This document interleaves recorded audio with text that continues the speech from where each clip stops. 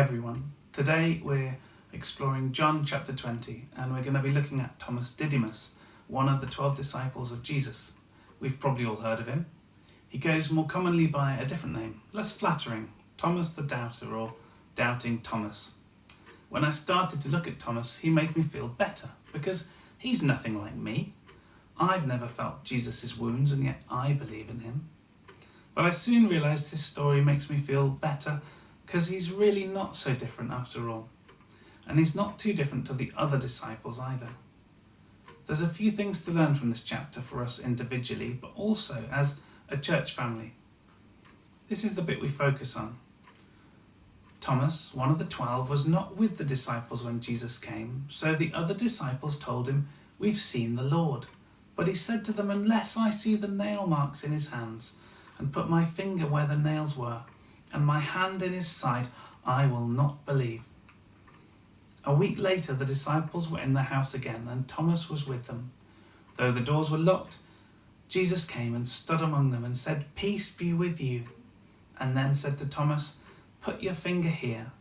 See my hands. Reach out your hand and put it into my side. Stop doubting and believe." Thomas said to him, "My Lord and my God." "Unless I see the nail marks in his hands and put my fingers where the nails were, until I put my hand into his side, I won't believe." We see this as a belligerent statement of faithlessness. We see him as a bad example and we insult him when we call him Doubting Thomas. We see him as the outlier among the disciples. Thomas who can't believe.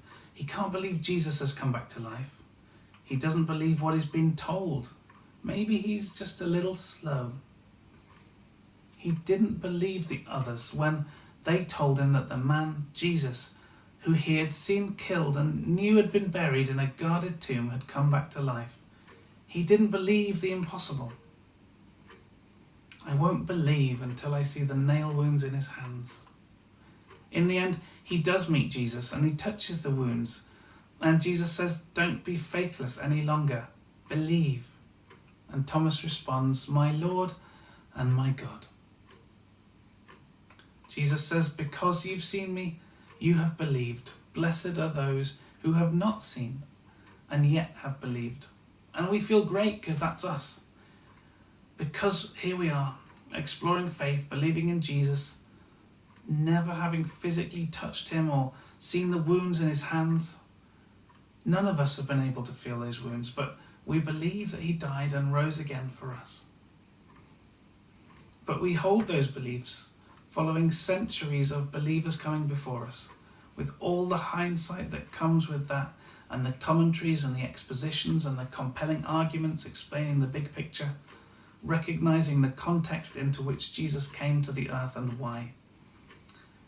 But we haven't just seen our best friend murdered. How much more blessed are we? Next, let's rewind to the other believers. They didn't exactly excel in getting it either, despite Jesus having made his plans pretty plain. Before he was crucified, he'd spoken a lot about the fact he would be killed, and he made no secret about his plan to come back to life again. He said, "Tear down this temple and in 3 days it will be rebuilt." He talked about the sign of Jonah, and in Mark he said the Son of Man must suffer many things and be rejected by the elders and the chief priests and the scribes and be killed and after 3 days rise again. He spoke about it so much that it wasn't just his followers talking about this claim. In Matthew we read, "When he was dead, the chief priests and Pharisees went to Pilate. 'Sir,' they said, 'we remember that while he was alive, that deceiver said, after 3 days I'll rise again. So, give the order for the tomb to be made secure until the 3rd day. Otherwise, his disciples may come and steal the body and tell the people he's been raised from the dead.'" Now, Mary was the first person to meet the risen Jesus. We heard about her going to this sealed tomb with things to preserve the body of their teacher. She saw that the stone had been removed from the entrance. So she came running to Simon Peter and the other disciple, the one Jesus loved, and said, "They've taken the Lord out of the tomb." Her first assumption when she finds the empty tomb is not, "Hooray, he's done what he said he would." Rather, it's to suspect body snatchers. Mary was at the tomb and she meets two angels. She turns around and sees the figure of Jesus, and she still doesn't get it. It wasn't until Jesus called her by name that she realized who he was, that Jesus was alive again. The other disciples had heard Mary's account that Jesus was alive and he had the power to defeat death, and some of them had been to the empty tomb and believed as well. But what do they do with this earth-shattering news? Are they out looking for the risen Jesus? Are they telling everyone that Jesus, the miracle worker, has risen from the dead? No. They huddle together in a locked room in fear of the authorities. And when Jesus appears to them in lockdown, that is surely enough. Jesus came and stood among them and said, "Peace be with you." But even then, the passage goes on to mention a strange detail. After he had said this, he showed them his hands and side. The disciples were overjoyed when they saw the Lord. He appeared through a locked door, and yet it wasn't until he showed them his hands and his side that they were overjoyed, that they realized it was really him. In the light of this, does it seem so fair to Thomas for the way we judge him for wanting the same? Despite what his friends were saying, that Jesus was alive, he had just seen him killed. How could he be alive again? What if the others were mistaken? What if they're joking? Or what if they're lying? No, I can't believe that he's alive. That sounds too good.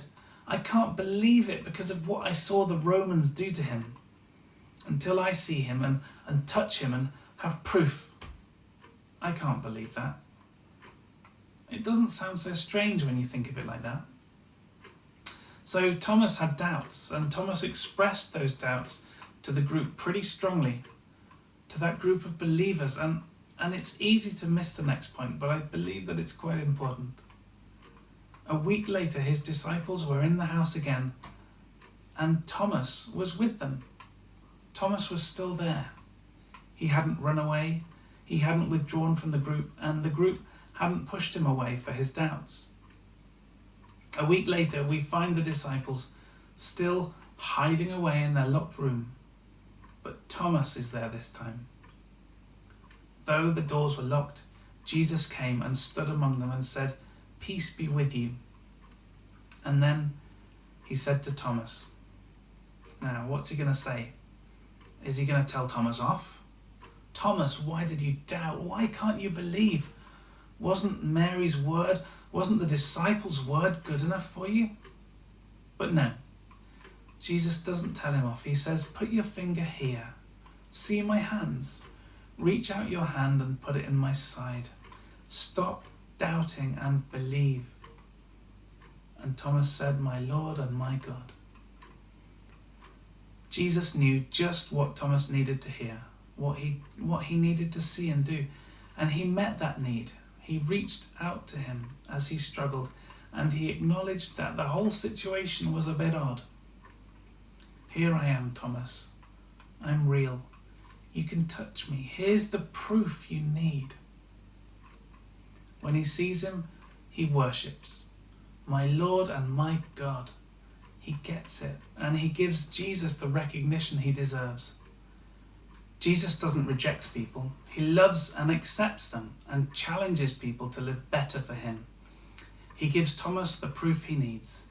And in the next chapter, he gives Peter the chance to redeem himself after his denial and a challenge to live differently in response. He doesn't condemn the woman caught in adultery, but challenges her to sin no more. He counts tax collectors and prostitutes among his friends, and in spending time with him, their lives are transformed. He looks at us and offers that same acceptance. He sees the hurt and broken.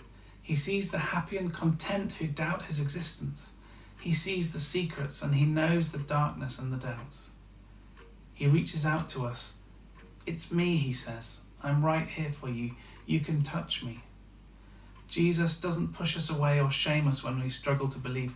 He meets us where we're at and challenges us to be transformed. Several years ago, Ali and I took a severely agnostic friend along to a camping trip. I'd known this guy for years and he'd been very tolerant of the fact we went to church, but utterly uninterested in God, so we thought. He'd had quite a past from the stories he told. Anyway, that camping trip turned out to be Momentum, which is a Christian event aimed at 20-somethings. We stayed in tents, so it was a camping trip. All that week, he took himself off each day and sat through an accelerated alpha course. He found himself sitting in the last session with his eyes closed, saying to a God he wasn't even sure he believed in, "If you're there, show yourself to me." And boom, he found himself face to face with Jesus. He couldn't describe it to me afterwards. I just wanted to know if Jesus had a beard, but he couldn't remember.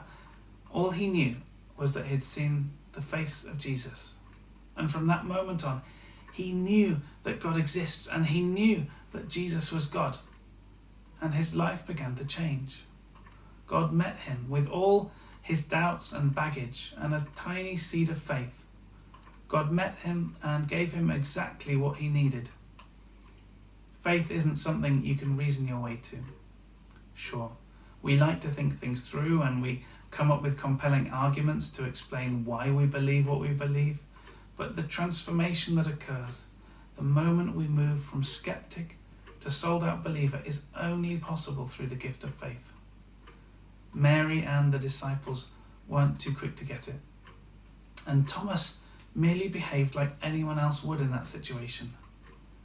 If you're in the church or on the fringes tentatively exploring and struggle with doubts, you're in good company. Don't withdraw, but stay. Be honest in that place about your doubts. Be honest to God and to others around you, and be open to God wanting to meet with you. If you look around and see others struggling with doubt, who don't have the conviction or the faith that you do, don't push them away. Journey with them. Share your experiences without judgment. Pray for them and let God work in their lives. When we're honest with God about our doubts, He's kind and full of grace. He meets us where we're at. And when we get it, His response, our response to Him should be worship, just as Thomas did. My Lord and my God. This statement about Jesus is one of the strongest by the disciples at this time. Not only is Jesus Lord, but He is God. We must be a community where we can bring our doubts and we can experience the risen Jesus, where we welcome others to explore with us. Jesus offered Thomas the opportunity to experience the same as the others, and He didn't tell Thomas off for his struggle to believe. He took time to recognize it and responded to it in the way that he needed. Thomas wasn't expected to rise up to Jesus' level, but Jesus came down to Thomas's level to give Thomas that undeserved opportunity to experience Him. Then when Jesus says, "Because you've seen me, you have believed. Blessed are those who have not seen and yet have believed." The first readers of John's Gospel, they had not physically seen Jesus. They had not met Him. They hadn't seen the resurrected Jesus. And in that sense, they were just like us. So those readers of John had to have faith. In this statement, Jesus is blessing those readers. And that blessing is equally true for us. We haven't physically seen the risen Jesus, but we have faith. We are part of a great lineage of broken people, slow to get things sometimes, racked with doubt at times, but accepted graciously by Jesus. Today, may we earnestly desire encounters with Jesus. May we all seek greater knowledge of God. May we ask God to give us the gift of faith that takes our experience of Him beyond what's in our heads and connects with our hearts. Know that you're treasured. Know that you are loved. Never be afraid to be honest with God. He desperately wants to know you and take your doubts and give you the gift of faith, to share with you the joys that come from a restored relationship with God, to run to you and hold you in his arms of love. God longs to welcome you home.